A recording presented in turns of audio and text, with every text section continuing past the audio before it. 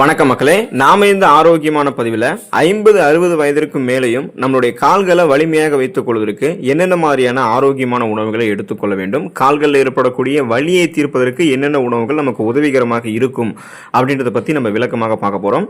தினசரி செயல்பாடுகளுக்கு நம்முடைய கால்கள் ரொம்ப வலுவாக இருக்க வேண்டியது அவசியம்.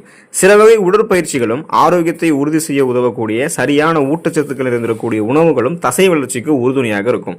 மேலும் விளையாட்டுகளில் ஈடுபடும் போதும் உடல் பணிகளில் ஈடுபடும் போதும் செயல்திறனை மேம்படுத்த உதவக்கூடிய உணவுகளை நம்ம சேர்த்துக்கொள்ள வேண்டியது அவசியம். இப்போ நீங்க உங்களுடைய கால்களை வலிமையாக வைத்துக் கொள்ள நினைக்கிறீங்க அப்படின்னா தவறாம இந்த உணவுகளை எடுத்துக்கொள்ள வேண்டியது அவசியம். ஸோ அந்த உணவுகளை என்னென்ன அப்படின்றத பத்தி விளக்கமா பார்ப்போம். வீடியோ ஸ்கிப்பா நம்ம முழுசா பாருங்க, ஏன்னா எல்லா உணவுகளையுமே நீங்க தெரிந்து கொள்ள வேண்டியது அவசியம். ஸோ இதை பத்தி நீங்க பார்க்கறதுக்கு முன்னாடி நீங்க நம்மளுடைய வீடியோக்கு ஒரு லைக் கொடுத்துட்டு தகவலை உங்களுக்கு தெரிஞ்சவங்களுக்கும் ஷேர் பண்ணிடுங்க. ஏன்னா இது அவங்களுக்குமே பயனுள்ளதாக இருக்கக்கூடிய ஒரு ஆரோக்கியமான பதிவு தான். இது போன்ற அப்டேட்ஸ்கள் நீங்க தொடர்ந்து பார்க்கறதுக்கு நம்மளுடைய ஹெல்த் நியூஸ் தமிழ் சேனலை மறக்காம சப்ஸ்கிரைப் பண்ணி வச்சுக்கோங்க.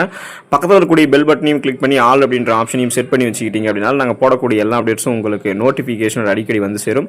சரி வாங்க மக்களே, இப்போ வீடியோக்குள்ள போயிடலாம். கிரேக் யோகாட் நம்ம எடுத்துக்கிட்டோம் அப்படின்னா இந்த கிரீக் யோகாட் வந்து அந்த கிரேக்க தயிர்னு சொல்லுவோம். ஸோ அதை எடுத்துக்கொள்ளும் போது நம்மளுடைய கால்கள் வலிமையாக இருக்கும். கிரீக் யோகட் அப்படின்றது அனைத்து அத்தியாவசிய அமினோ அமிலங்களையுமே கொண்டிருக்கக்கூடிய புரதம் நிறைந்திருக்கக்கூடிய இப்போ புரோட்டீன் நிறைந்திருக்கக்கூடிய ஒரு உணவு. இது வழக்கமாக இருக்கக்கூடிய அந்த யோகட் அந்த தயிரை காட்டிலுமே கார்போஹைட்ரேட்ஸ் மற்றும் சர்க்கரை குறைவாக இருக்கக்கூடிய ஒரு உணவாகும். ஆனால் இதோடைய ஃப்ளேவர்டு வெரைட்டிகளில் பெரும்பாலும் அதிக சர்க்கரை காணப்படுவதை நீங்கள் கவனத்தில் வச்சுக்கணும்.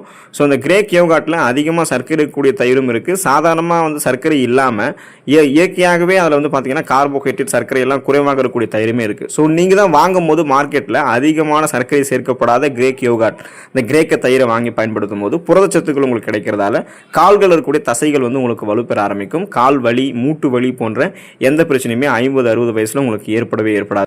பாதாம் பருப்பு எடுத்துக்கொள்ளும் போது கால்களுக்கு வலிமை கிடைக்கும்.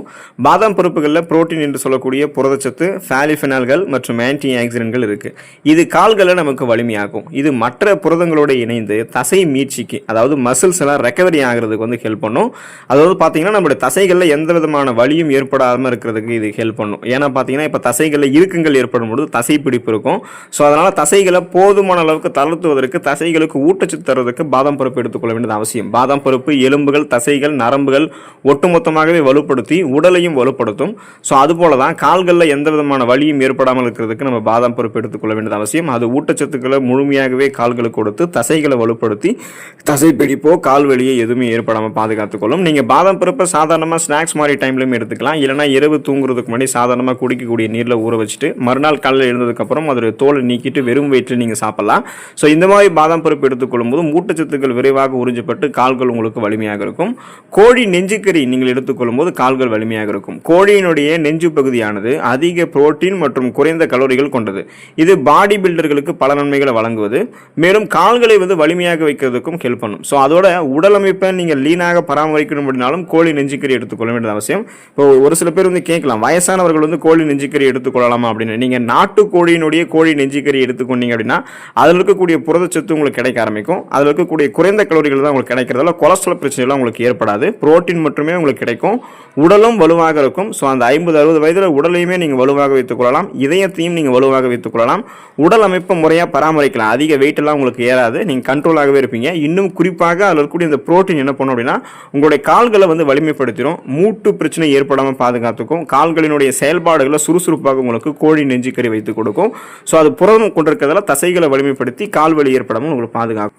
டோஃபு நீங்கள் எடுத்துக்கிட்டீங்க அப்படின்னா இதில் புரோட்டீன் இருக்குது. ஸோ இது வந்து உங்களுடைய கால்களை வலிமைப்படுத்தும். இந்த 50-60 வயசில் இருக்கிறவங்களுக்கெல்லாம் புரதச்சத்து வந்து கிடைக்கணும்னா டோஃபு வந்து அவங்க எடுத்துக்கொள்ளலாம். சோயா சார்ந்த புரத மூலம் தான் டோஃபு. இது மேலும் இது வந்து ஒரு தாவர அடிப்படையிலான டயட் உணவு அப்படின்னு சொல்லலாம்.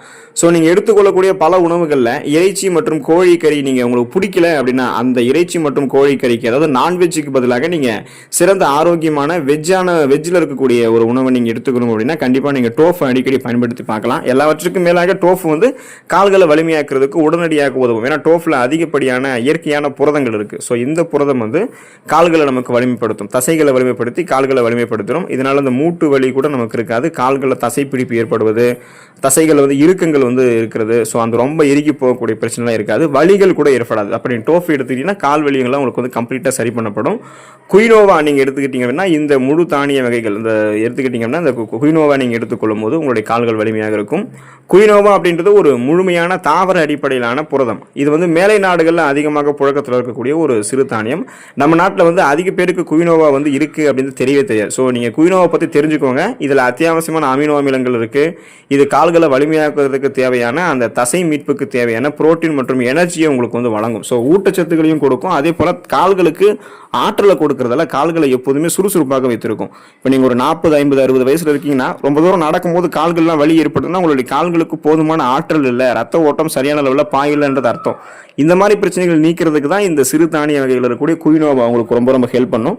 அப்போ நீங்கள் குயினோவா தொடர்ந்து வாரத்தில் ஒரு தடவையோ அல்லது அடிக்கடி உங்களுடைய ஃபுட்டில் சேர்த்துக்கிட்டு இருக்கீங்க அப்படின்னா அந்த அமினோ அமிலங்கள் கிடைக்க ஆரம்பித்து தசை மீட்புக்கு தேவையான புரதத்தையும் கொடுக்கும், எனர்ஜியும் கொடுக்கறதால உங்களுடைய கால்கள் வந்து வலிமையாகவே இருக்கும் குயினோவா நீங்கள் எடுத்துக்கொள்ளும் போது.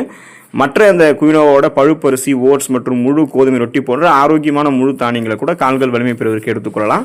பீன்ஸ் நீங்கள் எடுத்துக்கொள்ளும் போது கால்கள் வலிமையாக இருக்கும். தாவர அடிப்படையிலான புரதம் மூலமாக பீன்ஸ் இருக்குது. இப்போ பீன்ஸில் வந்து பார்த்தீங்கன்னா நார் சத்து, மெக்னீசியம் அதிகமாக இருக்குது.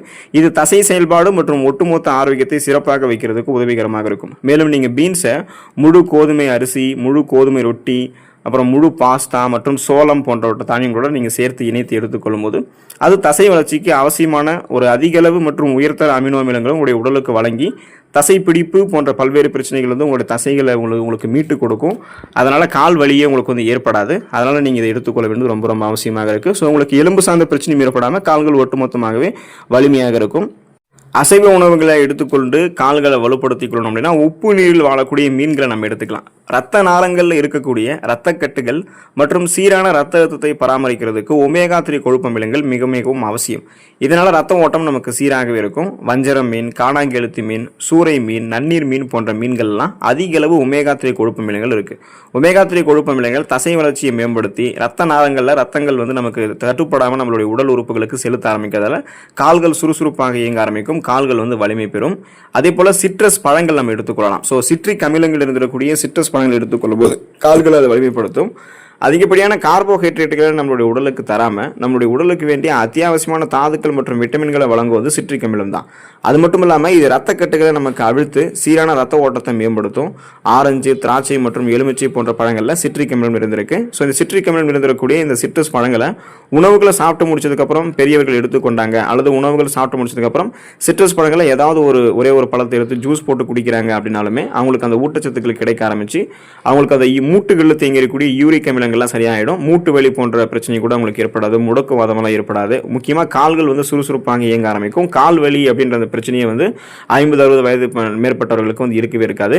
நட்ஸ் வகைகள், விதைகள் மற்றும் நட்ஸ்லாம் நம்ம எடுத்துக்கொள்ள வேண்டியது அவசியம். அன்றாடம் தினமும் ஒரு கைப்பிடி அளவு 50-60 வயதில் இருக்கிறவங்களாம் அல்லது 40 வயதுக்கு மேலே இருக்கிறவங்களும் எடுத்துக்கொள்ளும் போது அவங்களுக்கு கால் வலியெல்லாம் ஏற்படாது.